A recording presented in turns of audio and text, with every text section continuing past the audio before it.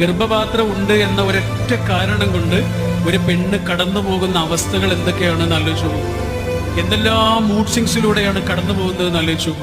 ഒരു 13 വയസ്സ് അല്ലെങ്കിൽ 14 വയസ്സ് മുതൽ ഒരു 50ഓ 60ഓ വയസ്സ് വരെ അവളുടെ ജീവിതത്തിൽ ഓരോ മാസവും അവൾ കടന്നു പോകേണ്ട ആ സംഘർഷകാലത്തെ കുറിച്ച് വെറുതെ ആലോചിച്ചു.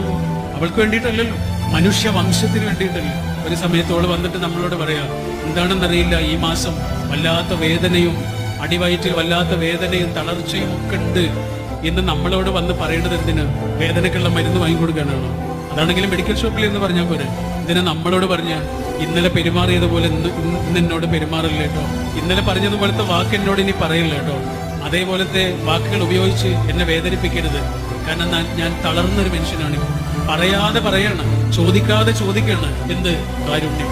എല്ലാ ബന്ധങ്ങളെയും ഇങ്ങനെ ഒട്ടിച്ചു നിർത്തുന്ന പശ കാരുണ്യമാണ്.